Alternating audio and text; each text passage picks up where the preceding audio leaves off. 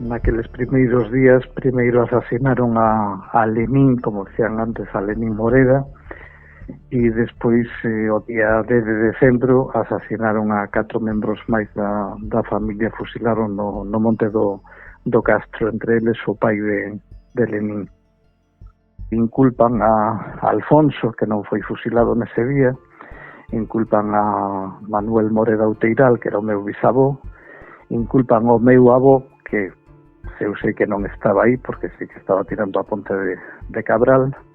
E entón o que fan é nesa causa, que é unha causa enorme, inculpan a media humanidade, non é só a miña familia, sino que aí hai como 12 mulleres, bueno, moitísima xente que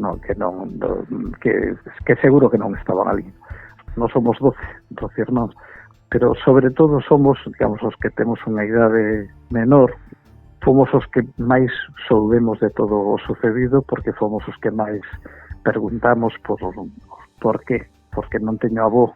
Pero é curioso, porque despois de tantos anos, realmente o sucedido estámoslo sabendo agora. A ferida aberta no 36, un podcast de Nuria López.